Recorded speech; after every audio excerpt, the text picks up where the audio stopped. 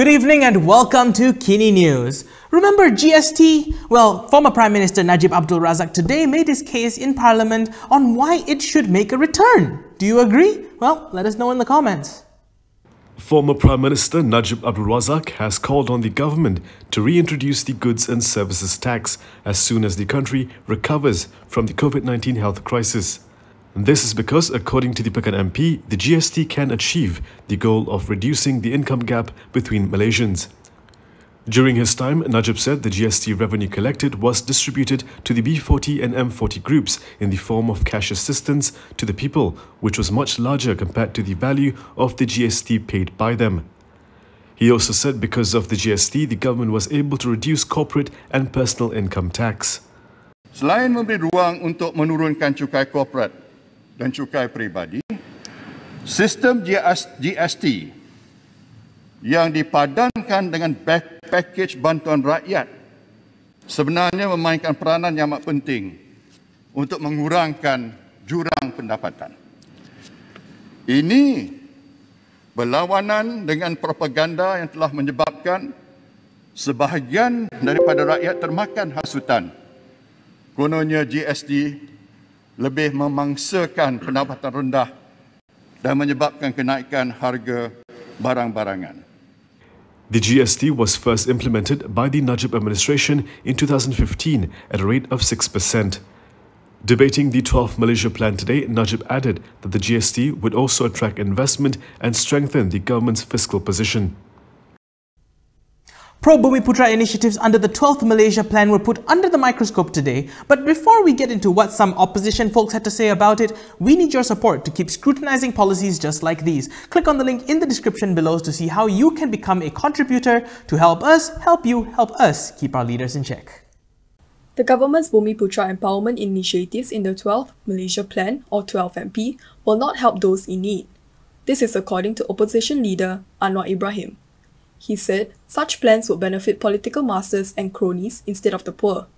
Debating the 12th MP today, Anwar argued that the Bumiputra equity ownership rule will benefit the rich and politically connected. Kalau kita lihat dalam kenyataan yang berlaku dalam sejarah, itu banyak memberikan faedah kepada beberapa syarikat keluarga dan kroni. Tak dapat dinafikan. Anwar also said nominee shareholding had been abused by the politically connected to secretly own shares. He said this is how big and very rich political leaders shield their names by appointing nominees. Apakah wajar bagi orang yang ada kepentingan dalam kerajaan, GLC, JIC, yang membuat keputusan, kemudian mengizinkan nama nomini supaya menghilangkan nama mereka dan keluarga mereka daripada jumlah ini? Ini harus ada penjelasan yang teliti. Meanwhile, independent MP Syed Saddiq Syed Abdul Rahman questioned why the government's plan to increase Bumiputra equity ownership is at the expense of other Malaysians. Citing figures where 45.5% of equity is foreign-owned, the Umar MP said it was unjust to take away equity from non-Bumiputras. Tapi jalan penyelesaian ambil equity daripada non-bumi Malaysians, ya, dan berikan kepada bumi. Where is the fairness? Kita lebih pentingkan, ya, lebih pentingkan warga negara asing dan our very own Malaysians hanya sebab mereka tidak dilahirkan bangsa Melayu dan beragama Islam. The 45.5% foreign-owned equity as of 2019 was cited by Prime Minister Ismail Sabri Yaakob while tabling the 12th Malaysia Plan yesterday. Bumiputra equity is at 17.2%, non-Bumiputra at 25%, and nominee ownership is 12.3%. Bung Mokhtar is no stranger to being vocal in Parliament, but sometimes even he has to apologise for some of the things he says. Dewan Rakyat Speaker Asa Azizan Harun instructed Kinabatangan MP Bang Mokhtar Radin to retract and apologise to the House for referring to an opposition lawmaker as bodoh during his speech last Tuesday. Saya nak minta Yang Berhormat Datuk Seri untuk menarik balik perkataan itu dan meminta maaf kepada Dewan. Terima kasih Tuan Ketua. Saya pun tidak tahu, saya sedang berhujah, tiba-tiba satu orang yang tangkap mic tanpa berdiri.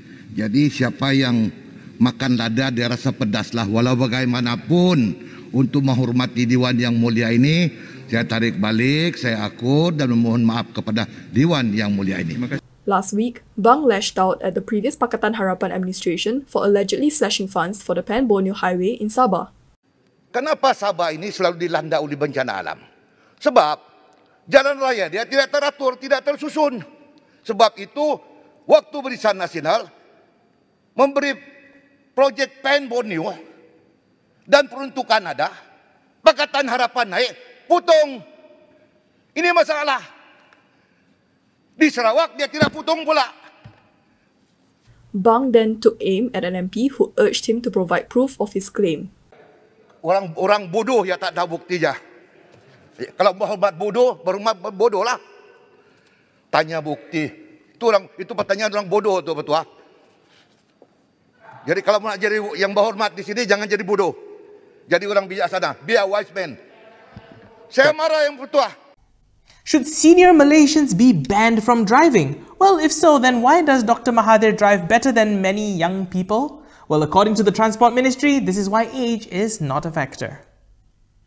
Transport Minister Wee Ka Siong today denied that his ministry has plans to revoke the driving licence of those above 70 years old. Addressing the issue in Parliament, he said age is not a factor when it comes to determining a person's driving competency. He also cited former Prime Minister Dr. Mahathir Mohamad as a good example. Kerana kompetensi berlainan macam yang berhormat Langkawi, beliau dapat memandu dengan baik, jauh lebih baik daripada orang yang gila-gila bawa kereta di atas jalan raya. Ini tidak boleh ada diskriminasi bagi mereka yang umur 70 tahun. Jadi sebab itulah saya kata ini bukan pendirian MOT. Dan kita tak berhajat pun tukar kerana kompetensi itu bukan berdasar kepada faktor umur. Meanwhile, on a separate matter, we denied allegations that the Road Transport Department had imposed new rules requiring school bus bumpers to be painted in blue for inspection at the Computerized Vehicle Inspection Centre, or Puspakom. In a posting on his Facebook page last night, we also shared a statement by the department and Puspakom regarding the allegation made by Bangan Member of Parliament Lim Kuan Eng yesterday. In fact, we pointed out that the new rules were never issued to any school bus operators in the country. Nama saya Nur Aini binti Abdullah. Anak saya Saswani binti Besu, umur 19 tahun. Dia ada penyakit kencing manis. Baru sebulan je. Lepas 2 minggu dia rasa mata dia boleh nampak sikit lah. Mungkin gula dia ada kawal dendam. Mata dia boleh nampak, kalau gula tinggi dia macam kabur sikit. Dulu dia insulin kan.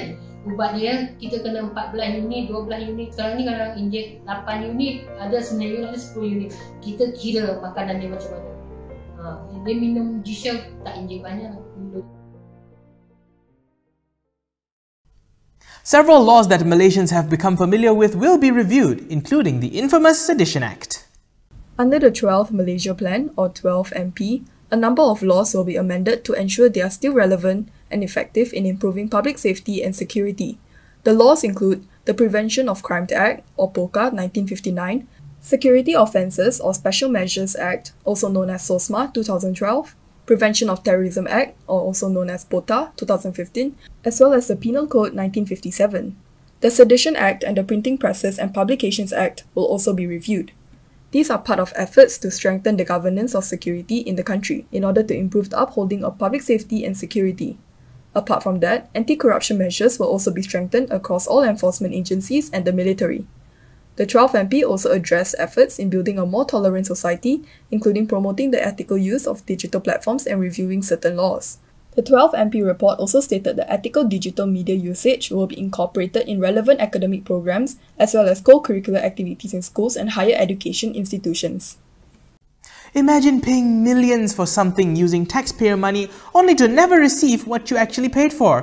Well, here's what the Auditor General has to say today, and you are not going to be happy about it.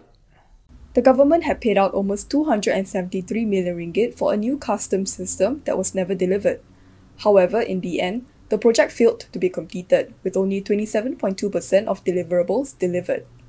According to the Auditor General's 2019 report Series 2, the EU Customs System project was initiated in 2013 and was supposed to complete in 2015. The contract for the project was awarded to a company that submitted the lowest bid. However, the audit department opined that the contractor's weak technical skills were the main reason the project failed. The contract was initially worth 317 million ringgit for a 24-month period between October 2013 and October 2015. However, the Finance Ministry later approved 5 extensions of time and 3 supplementary contracts, with the project completion date moved to December 31st, 2020. These extensions brought the cost of the U-Customs project to 390 million ringgit. The U-Customs contract was not renewed when it expired in December 31st, 2020. 272.99 million ringgit has already been paid to the system developer. Public Accounts Committee Chairperson Wong Kar-Wong, in a statement today, said they may haul up the government over the U-Customs project. And that's a wrap for Kini News this evening. For more stories, go to KiniTV.com. You can also follow us on social media on Instagram, Twitter, YouTube and Facebook to get the latest news headlines as well. If you would like to support the independent media, please do consider a subscription to MalaysiaKini.com. When you're heading out, don't forget your mask, and when you can, do try to stay home. I'm Daniel Anthony. Thank you for watching, and as always, stay safe, Malaysia.